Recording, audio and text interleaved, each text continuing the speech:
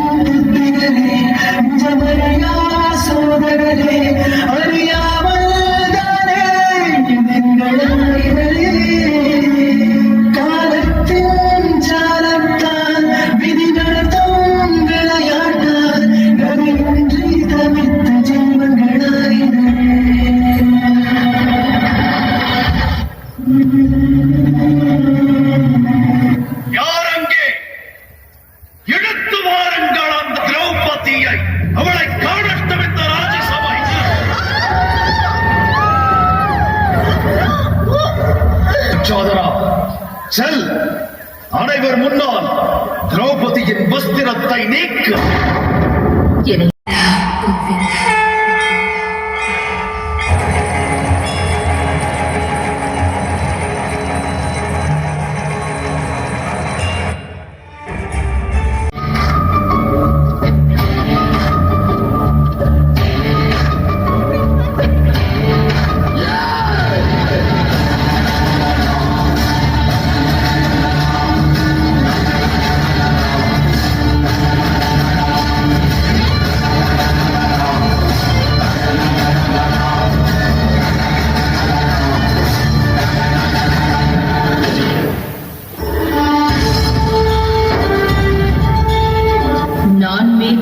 சபதத்தையும் கவனமாய் கேளுங்கள்.